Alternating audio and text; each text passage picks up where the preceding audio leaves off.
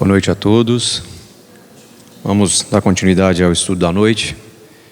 E para continuarmos esse estudo, hoje falaremos sobre a lei do trabalho. Só para a gente se ligar ao tema, né? A palavra trabalho, ela vem do latim, que significa tribalium, termo utilizado para designar um instrumento de tortura medieval. Não é à toa que muitas pessoas, né, têm aversão ao trabalho, né?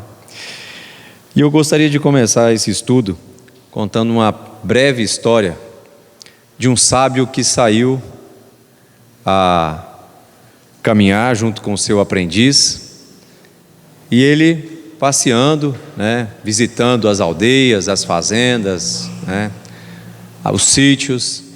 Ele passou por uma casinha, feia casinha, quase as ruínas, quintal todo mal cuidado, mato quase entrando dentro de casa, um curral caindo aos pedaços, um semblante de casa abandonada, né? Mas ali morava um casal, jovem ainda, 3 filhos pequenos, malnutridos, assim como o casal também, praticamente umas roupas, né, em farrapos, né? E ali ele conversou com aquele pessoal, perguntou o que faziam, se ali muito tempo moravam, e eles disseram que sim, que eram da região. E ele perguntou: mas eu não vi nenhum pé de planta, nenhuma horta, nenhuma árvore frutífera, né? Como que vocês se alimentam? Não, mas nós temos uma vaquinha, né? E essa vaquinha, ela todo dia eu ordenho ela, tiro o leite, parte do leite a gente bebe, parte do leite a gente leva na cidade e troca por alimento, troca por roupa, dependendo da nossa necessidade. E aí, após a entrevista, né, o sábio seguiu o caminho junto com o seu aprendiz. Ao longo avistaram essa vaquinha, né, a tal da vaquinha que era quem mantinha a família naquela situação.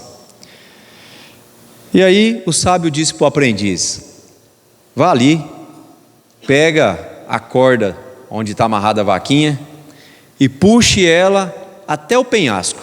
Chegando lá, você empurra ela no penhasco. O sábio ficou meio espantado com aquela ordem, mas como ele era um aprendiz, né, não cabia a ele questionar. E ele fez o que o sábio tinha pedido. Pegou a única vaquinha que a família tinha para sustento e jogou ela numa ribanceira. E saiu, seguindo o sábio, mas contrariado com aquela decisão. Depois de aproximadamente uns 5 anos, esse sábio retornou pela mesma região que ele tinha passado, né? Retornou, passando de volta, fazendo as mesmas visitas. De longe, quando avistaram aquele lugar onde ele tinha passado, eles já não reconheceram mais. Uma casa bem feita, não luxuosa, mas organizada, bonita, bem acabada. Um pomar de frutas, uma horta, um curral bem arrumadinho, bem feito, algumas criações por ali. Quando ele estava se aproximando do lugar, ele pensou: bom, provavelmente esse pessoal acabou morrendo aqui, né? Porque sem a única vaca que dava o sustento para eles.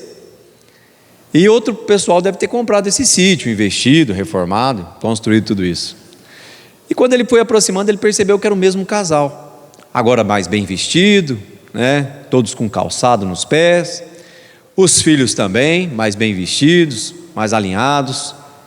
E ele começou a conversar com esse pessoal. Mas o que aconteceu? Como que essa transformação em 5 anos? O senhor não há de imaginar que naquele dia que o senhor passou aqui, nossa vaca caiu no precipício. E aí, a partir daquele momento, eu tive que procurar o pessoal da cidade, um conhecido, consegui umas sementes emprestadas, comecei a plantar alguma coisa, graças a Deus deu tudo certo, conseguimos colher e continuamos a plantar, e eu levei meu filho para fazer um curso na escola, aprendeu a cultivar, e assim aconteceu. Essa historinha, ela nos remete um pouco à necessidade que às vezes nós temos de empurrar nossa vaca no precipício. É um mal da humanidade chamado acomodação, que vai contra a lei da qual nós falaremos hoje, que é a lei do trabalho. Então, é a tal conhecida zona de conforto, que muita gente conhece como zona de conforto. A nossa sociedade hoje está numa situação que você conversa com um jovem de 19, 20 anos, ele fala que está preocupado como que ele vai fazer para se aposentar, com as novas leis de aposentadoria. O cidadão nem começou a trabalhar ainda, já está preocupado com a aposentadoria, já está preocupado com a zona de conforto, já está preocupado com a acomodação. Seguimos. No Livro dos Espíritos, na questão 674, Kardec pergunta: a necessidade do trabalho é uma lei da natureza? O trabalho é uma lei da natureza e por isso mesmo é uma necessidade. A civilização obriga o homem a trabalhar mais, porque aumenta as suas necessidades e os seus prazeres. Vocês conseguem imaginar o que seria do ser humano se nós não tivéssemos a proatividade do trabalho? Hoje provavelmente ainda a gente estaria habitando em cavernas, né? Vivendo da caça. Nós não tínhamos a necessidade de desenvolver habitação, plantio, moradia, nenhum tipo de desenvolvimento, né? Às vezes nós sequer tínhamos desenvolvido uma forma de conservar o alimento, que é a carne.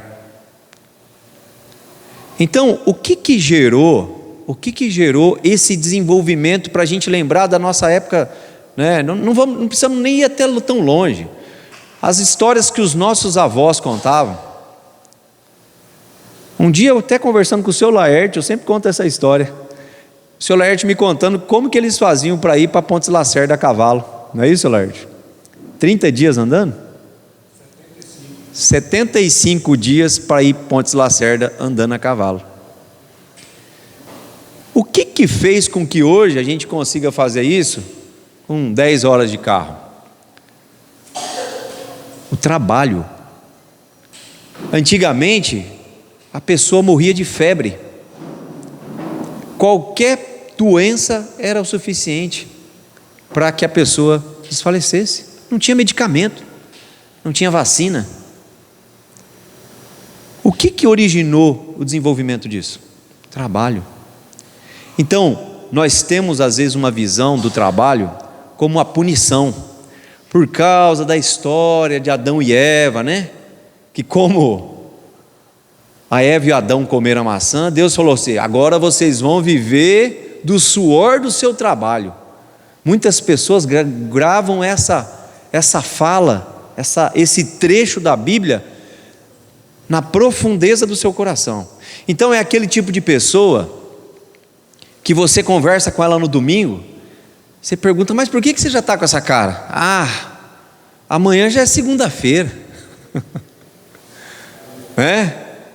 E aí você começa a ver na rede social, quinta-feira, a pessoa já começa a falar: quinta-feira é prima da sexta, já quase sextou, uhul, não vou precisar mais trabalhar. Sexta-feira então nem se fala, é uma euforia só. Então você percebe o quê? Poxa, mas então o trabalho é algo ruim.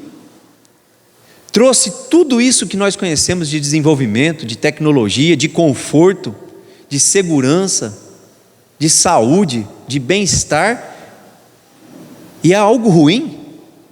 Então você imagina se todas as profissões pensassem assim. Você chega num posto de saúde, no hospital, e hoje não tem médico, vamos fazer sua ficha aqui, vamos ver se aparece algum médico, porque não tem médico. Por quê? Eles ligaram e falaram que não estava a fim de trabalhar hoje não, estão cansados. Aí você tem um problema, você não tem um policial, né? Você imagina todas as atividades que nós temos se as pessoas não resolvessem a trabalhar? O que seria da nossa vida?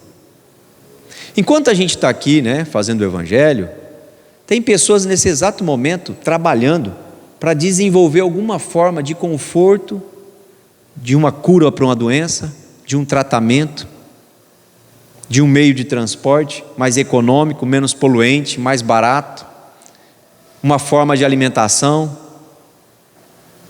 Então, por isso que nós vemos aqui, para quem tinha uma certa resistência ao trabalho, é da natureza divina o trabalho, pessoal. A história de Adão e Eva, né, é de certo modo, uma parábola, digamos assim, né? Deus não condena a gente como uma punição ao trabalho, né? E Kardec prossegue, na 675. Só devemos entender por trabalho ocupações materiais. Então o trabalho é só aquela atividade que a gente tem, né, de labuta para pegar e enfiar o salário no bolso, comer, morar, dormir, só isso, será? Não. O trabalho também, o espírito também trabalha, como o corpo. Toda ocupação útil é trabalho. Então nós não temos nem a desculpa de falar que a gente já chegou aos 60, trabalhamos a vida inteira e agora eu tenho uma dor nas costas, eu não posso mais trabalhar. Toda ocupação útil, nosso espírito trabalha. Uma prece que a gente faz ao favor de alguém é um trabalho.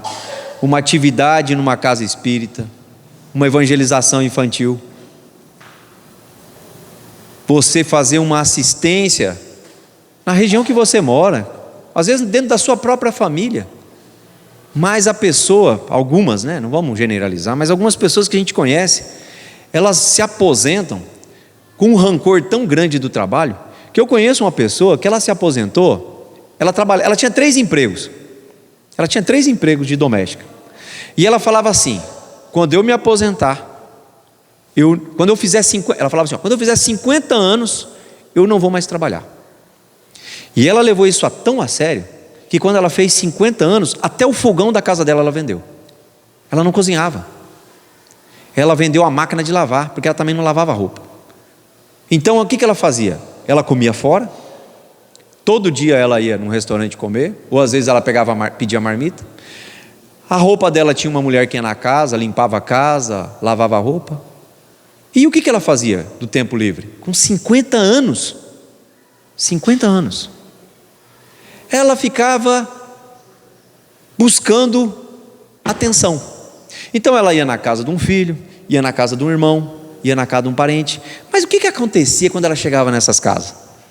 Ela chegava na casa do irmão, tinha um irmão que ela tinha ocupação. Então ele tinha um comércio na casa dele, mas ele não podia ficar sentado conversando, ele tinha que atender os clientes, né?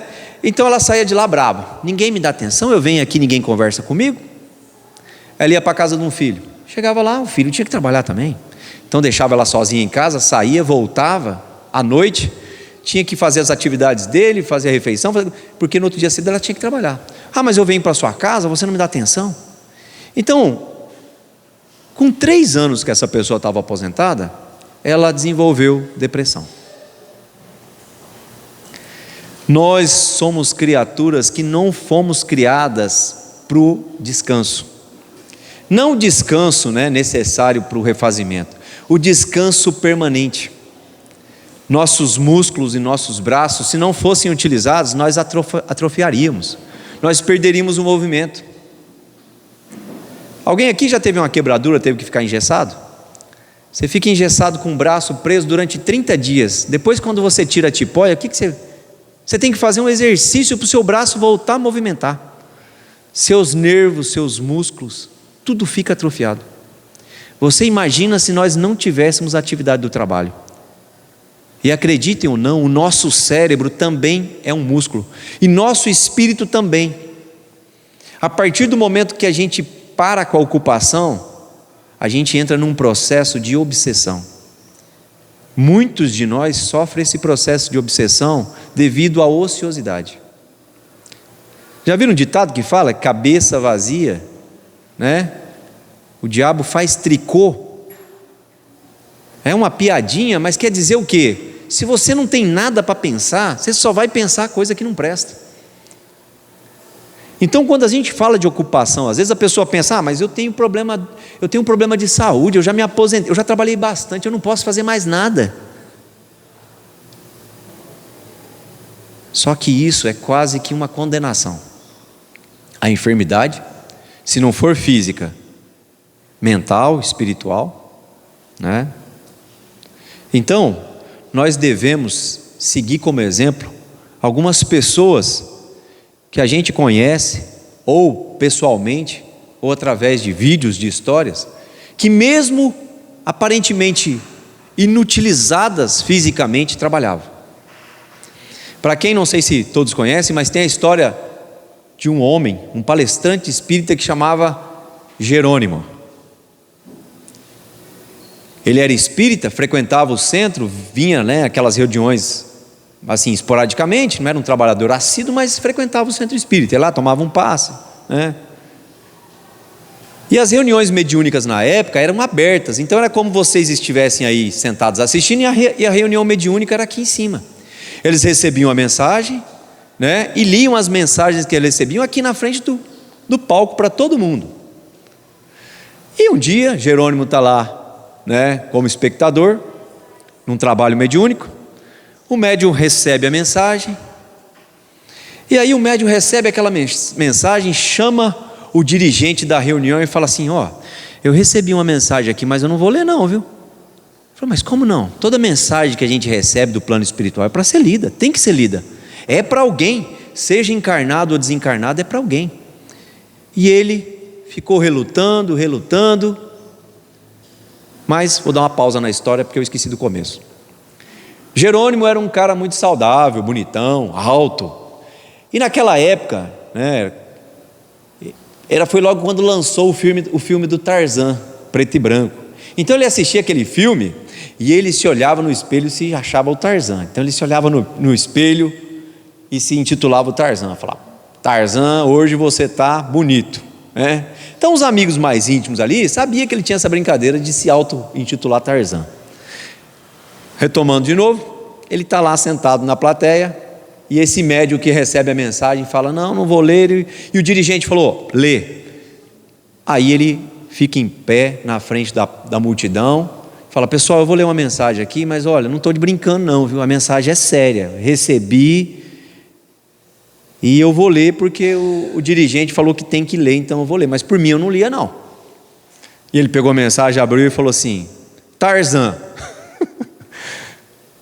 E ele olhou assim: essa mensagem aqui é para o Tarzan, está falando o seguinte: Tarzan, segura no cipó, porque você vai atravessar uma floresta de dor. Ele ficou em pé, pegou a mensagem e foi embora. Alguns meses depois ele começou com uma doença degenerativa que ia atrofiando toda a musculatura dele, todos os nervos. Então ele ficou a um ponto que ele só mexia o olho, só o olho, ficava deitado numa cama, de barriga para cima, só mexia o olho, ele mexia o rosto, então ele conseguia falar, ouvia, enxergava, mas ele não mexia nem o outro membro, acho que nem o pescoço ele mexia.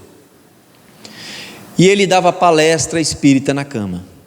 Então traziam ele na cama, colocava aqui deitado, e ele pegava um microfone, colocava um microfone para ele e ele falava.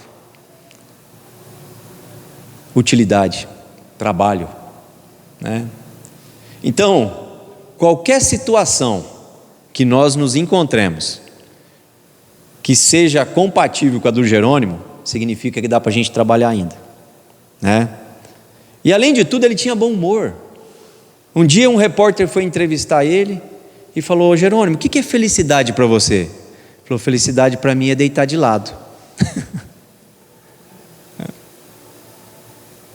Então, meus irmãos, a essência do trabalho, ela tem toda essa amplitude, ela não se limita às vezes a essa condição que a gente está acostumado a relacionar ao trabalho. E nós devemos fazer uma análise, né? A gente fala em tom de brincadeira, mas realmente a gente deve fazer uma análise se a gente está vivendo dessa forma, com esse desespero no domingo quando chega na segunda para ter que trabalhar, e quando chega e dá esse alívio no nosso coração quando chega na sexta. Tem alguma coisa errada. Você deve estar fazendo alguma coisa muito ruim na sua atividade diária. O trabalho tem que ser algo prazeroso para a gente, porque o trabalho, ele é como qualquer outra atividade de exemplificação do Evangelho. Às vezes a gente acha que o Evangelho é algo para a gente ler, estudar, se trancar num quarto, vir aqui no centro, tomar o passe, ouvir a palestra, e aí fica esperando o momento de usar o Evangelho. Aonde será que eu vou usar o Evangelho? O Evangelho é para o nosso dia a dia. Se você trabalha, se o seu ambiente de trabalho te causa perturbação, ampliação e desespero, é lá que você tem que aplicar o Evangelho. Mas com quem? Com todo mundo que precisar. É na paciência, é no perdão. Quantas pessoas aqui que a gente conhece, que já trocaram de emprego, por quê? Porque o chefe é problema. Então, em vez de eu vou lidar com o chefe, eu troco de emprego. Só que ele esquece, quando é espírita, ele esquece que é espírita, e ele esquece que essa relação que ele tem que resolver com o chefe dele, ele vai resolver um dia ou outro, porque esse chefe depois vai vir como marido. Se você pedir o divórcio, depois ele vai vir como seu pai. Se você fugir de casa quando pequeno, ele vai vir como filho. Uma hora você vai ter que resolver essa situação com ele.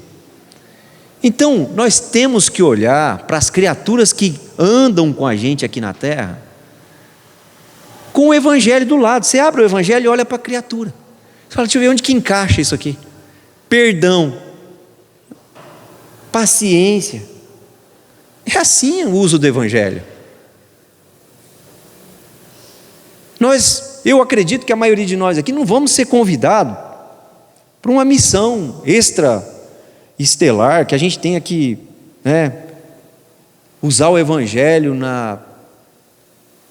numa missão assim, extraterrestre, em outro planeta. O Evangelho é para a atividade do dia a dia, pessoal. E às vezes a gente acha que é para aqui dentro do centro, dentro da igreja. Não é. Nesse ambiente está tudo certo. Aqui não vai ter desavença. Aqui você pode pisar no pé do seu irmão, você pode entrar na fila, cortar a fila. Ninguém vai brigar com você. A gente vai olhar com aquela cara de doçura. Tá tudo bem. Por favor. Desculpe, pisei no seu pé. Não, não foi nada. Foi um prazer. A gente tem que usar lá fora. É na fila do mercado, é na nossa família, é no emprego. Então, dentro do que nós estamos falando hoje, do trabalho, o Evangelho é para isso, pessoal. Para a gente não usar como desculpa as dificuldades que a gente tem. Todo o ambiente de trabalho, seja ele qual for, vai ter os seus problemas para você resolver. Fora a atividade que você tem que fazer. Então, começa a pensar um pouco, por que você tem tanto desprazer em trabalhar? Tem alguma coisa errada nisso? Porque você vai ter que trabalhar, segundo o livro dos Espíritos, enquanto você puder, toda a sua encarnação. Quando não for mais por remuneração, vai ter que ser por desenvolvimento espiritual, moral, você vai ter que trabalhar. Tem pessoas que já nasceram sem a necessidade do trabalho para o sustento, e às vezes algumas delas acham que não precisam trabalhar, vivem na boemia, achando que um dia não vou ter que prestar conta dessa situação, como se elas fossem o bilhete sorteado de Deus, uma espécie que veio isento de todas as dificuldades e todas as obrigações da terra. Então ela não precisa, porque ela veio de uma família com posses, então ela não precisa fazer nada, não precisa trabalhar, não precisa fazer nada, só respirar, só respirar. Na pergunta 676, por que o trabalho é imposto ao homem? é uma consequência da sua natureza corpórea. Nós somos espíritos vivendo uma experiência humana, e faz parte da experiência humana o trabalho material ainda, além do espiritual e o moral. É uma expiação e, ao mesmo tempo, um meio de aperfeiçoar a inteligência. Sem o trabalho, o homem permaneceria na infância intelectual. Eis porque ele deve a sua alimentação, a sua segurança, o seu bem-estar e o seu trabalho e a sua atividade. E ao de físico franzino, Deus concedeu a inteligência para o compensar, mas há sempre de trabalhar. Então olha só, até aquelas pessoas que têm o corpo franzino, não consegue pegar peso, não consegue fazer muita força, tem atividades para ela também, né? Tem atividade para todo mundo. Na 677, por que a natureza provê por si mesma a todas as necessidades dos animais? Tudo trabalha na natureza. Se a gente observar a natureza, tudo trabalha na natureza, né? Olha ao seu redor. Quem nunca viu uma casinha de João de Barro? Você imagina você fazer uma casinha daquela, com aquele pouquinho de barro, né? E você uma hora faz o seguinte, faz uma experiência, a hora que a casinha estiver quase pronta, você vai lá e quebra. Você vê o que ele faz. Vê se ele senta no galho e começa a chorar, ou se joga do galho. Ó, vida cruel. Do mesmo modo que ele tem uma limitação de desenvolvimento, ele tem um instinto que não tem a opção de desistir. Ele vai retomar, vai voltar lá onde ele estava pegando barro e começar de novo. E nós somos melhores que eles, tá? E a gente volta e meia está o quê? Desanimado, desistindo. Essa vida é dura demais. Toda vez que a gente acha que a vida está dura demais, pessoal, a gente tem que procurar os exemplos na nossa vida. Todos nós somos iguais. Então você vê uma criatura que supera situações que você acha até inimaginável. Você acha que você não vai dar conta? Às vezes isso é uma crença que você mesmo criou para você. Uma cartilha que você leva mais a sério do que o Evangelho de Jesus. Então, você é mandado embora do seu emprego, acabou sua vida. Sendo que às vezes essa é a oportunidade de você trabalhar no que você gostava, aprender uma outra atividade.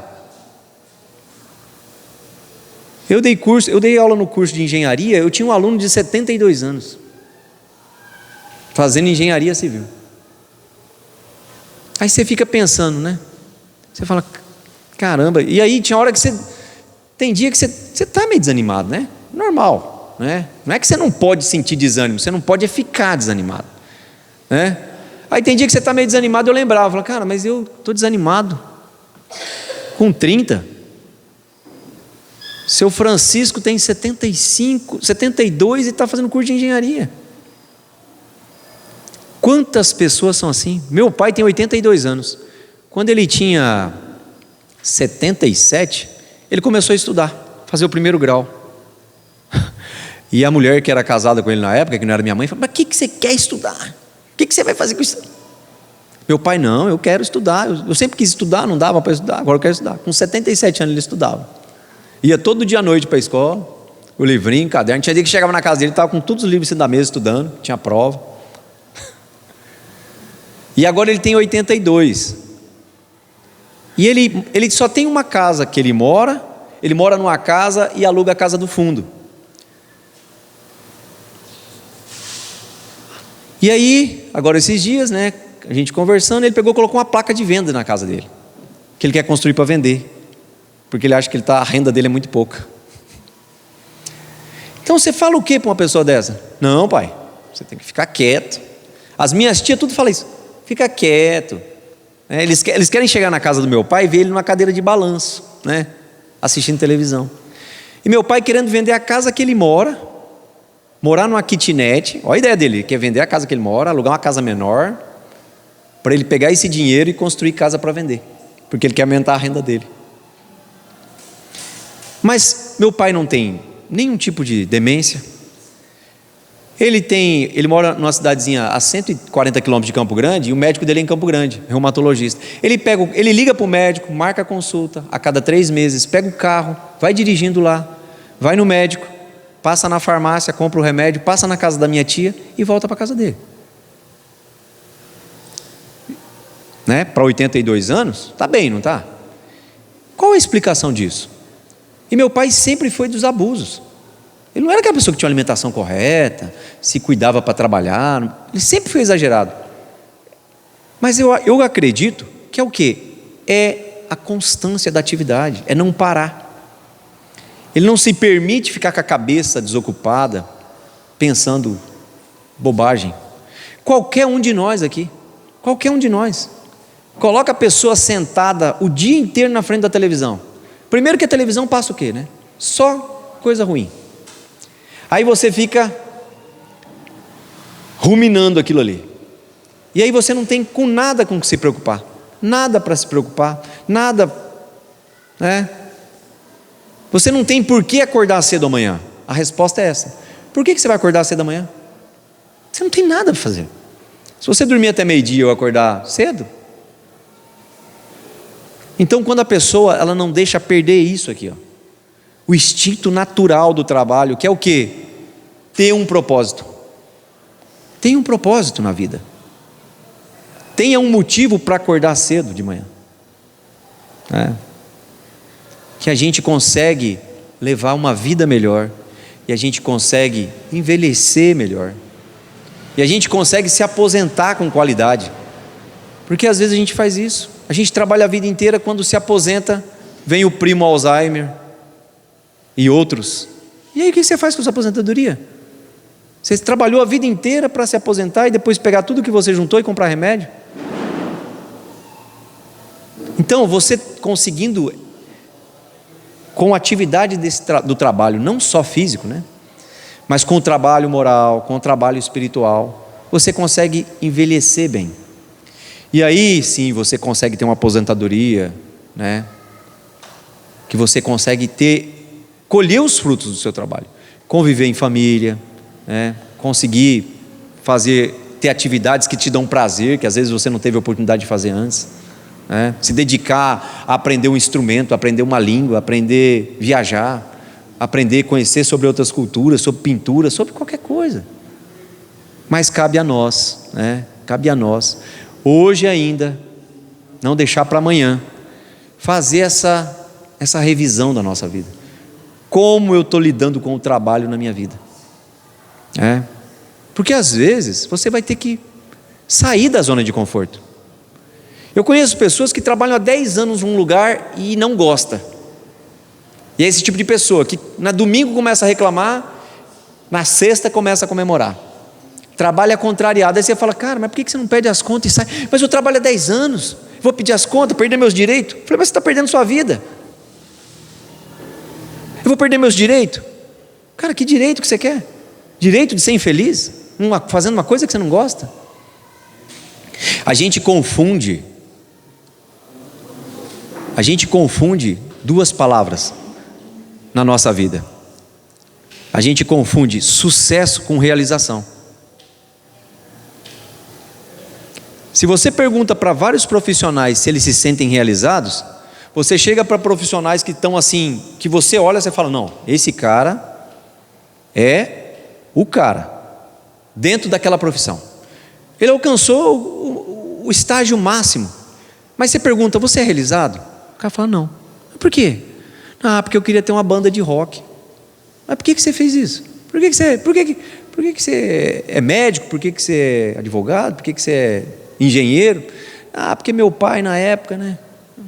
Ele era engenheiro, meu avô também era engenheiro, meus irmãos tudo formaram em engenharia. Mas você queria ter uma banda de rock? Alguém conhece alguém assim?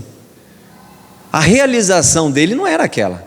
Ele consegue trabalhar, consegue ganhar dinheiro, consegue prosperar, consegue comprar outra firma, outra empresa, ter uma construtora, mas o coração dele não é realizado. E às vezes lá na garagem da casa dele tem uma guitarra pendurada, um pôster do Metallica, ouve rock and roll, a realização não. Tem sucesso? Tem. Realização? Não. Então a gente tem que buscar isso na nossa vida hoje. Você vai se sentir realizado fazendo o que você faz? A gente conhece a pessoa que é realizada na profissão dela. Você vai conversar com um médico que gosta, né, que respira medicina, o cara não consegue falar sobre outra coisa. Você vai fazer um churrasco com ele e fala: você sabia que essa carne aqui, ela é uma parte da vaca que o ser humano também tem? Ele começa a falar sobre, a hora que ele vê, ele está falando. Você sabia que tem uma faca que parece muito com bisturi? Tudo que ele vai falar é assim. O assunto, ele respira aquilo. Aí você vai falar com um engenheiro, o cara, né, não, você sabia que tal, tudo ele liga com o quê? Com o que dá prazer para ele. O cara que não gosta, você fala, você está num churrasco, eu gosto de citar o exemplo de churrasco, que é a hora que você, né, desliga, né? E aí você fala para o cara é médico, aí você fala assim: sei que não é lugar, nem hora, mas só te perguntar um negócio, eu estou com uma dor. Aí o cara fala: bicho, peraí, não, para, faz o seguinte, toma aqui meu cartão, eu não vou te cobrar nada, mas vai lá segunda-feira de manhã no meu consultório, que eu te atendo. Agora não vamos falar disso não, pelo amor de Deus. Esse é o cara que tem sucesso, é bem sucedido, mas ele não é realizado no que ele faz, né? Olha para a atividade da gente. Quando você gosta de um negócio que você faz, você enche o saco daquilo? Te incomoda falar sobre aquilo? Não, é prazeroso, não te incomoda. Você assiste filmes sobre aquilo, você tem fotos, você tem filmes, toda a sua vida é envolvida com aquilo. E às vezes a gente, na nossa ânsia, né, de atender os requisitos do nosso mundo atual, de consumismo, de materialismo, o que a gente faz? Você vai fazer o vestibular, qual que é a profissão que está dando mais dinheiro? Minha filha entrou na faculdade esse ano. Eu, né, como já sou mais evoluído, falei: filha, faz o que você quiser, o que você gosta? Eu estou brincando, mas eu sempre fui assim, né? Eu falei: não, você tem que fazer o que você gosta. Você vai ficar 5 anos estudando o que você não gosta? Pelo amor de Deus. Mas não é. Eu tenho um amigo que tem um filho de 16 anos. Você sabe o que o guri faz? Fica pesquisando no YouTube sobre medicina. Com 16 anos, ele quer fazer medicina, já está pesquisando. Ele fala: Zé, é impressionante. Ele fica vendo vídeos sobre coisa de medicina, cara. O que você acha que esse guri vai ser? Você pode falar para ele o contrário: não, seja advogado. Não, pai. Você pode cortar todas as asas dele para não ser médico. Ele vai ser médico. Por quê? Está dentro dele, é o que ele gosta, ele sente prazer, ele respira isso, né? Então, meus irmãos, já estamos até fugindo do tema, né? Mas o estudo da noite era isso, era sobre a gente falar sobre o trabalho, né? Entender a necessidade do nosso trabalho, não só no nosso trabalho material, na matéria, mas do desenvolvimento moral nosso, o trabalho íntimo que nós temos que fazer, e o trabalho espiritual, que é o quê? É a partir do momento que a gente adquire essa evolução moral, a gente possa usar do nosso espírito para poder auxiliar e trabalhar também. Até no sono, nosso espírito trabalha, porque o nosso espírito não dorme. Então, enquanto o seu corpo físico está tendo o repouso necessário, o seu espírito vai para onde? Vai para onde você quer. Então, se você fizer uma prece antes de dormir, pedir, pensar, mentalizar coisas boas, né? Ter uma leitura edificante, ler o Evangelho, provavelmente você vai ser encaminhado para regiões similares. Agora, tem gente que assiste filme de guerra e vai dormir. Com o que no seu plano mental? Você fecha o olho a hora que você vai dormir, você vê o quê? Eu vejo aquelas pessoas estilhaçadas, aquelas metralhadoras matando um monte de gente. Você vai mesmo trabalhar onde? Aí você acorda moído no outro dia, você fala: nossa, eu acordei hoje, parece que eu nem dormi, parece que passei a noite trabalhando. Provavelmente, mas uma situação bem penosa, né? Porque lembra que a gente é como se fosse antena, a gente se liga com o quê? Então você vai dormir, você se desliga do corpo, com um plano mental do quê? De guerra, violência, tiroteio. Com o que você vai se ligar? Fala para mim. Com o seu anjo da guarda? Com os espíritos superiores? Acho que não. né? É sintonia. Você vai se ligar com o que você está, seu plano mental. Faz uma experiência, termina de assistir um filme violento, fecha o olho e vê o que você vai visualizar. Vê se você consegue visualizar a imagem de Jesus. Uma tela branca, azul clara. Não, você não vai conseguir visualizar isso. Aí você desliga a televisão e vai dormir. Não faz nenhum Pai Nosso. Então, meus irmãos, era essa a lição da noite. Então vamos, com o nosso pensamento, nosso coração elevado, agradecemos a Jesus por essa oportunidade de estarmos aqui reunidos em seu nome, a toda a espiritualidade amiga, aos benfeitores dessa casa de oração, desse hospital de corações. Que essa lição do Evangelho venha de encontro aos nossos corações, tanto encarnado quanto desencarnado, buscando alcançar as nossas imperfeições mais íntimas e as nossas dificuldades ainda a serem vencidas. Que o Senhor esteja conosco, hoje e sempre, que assim seja.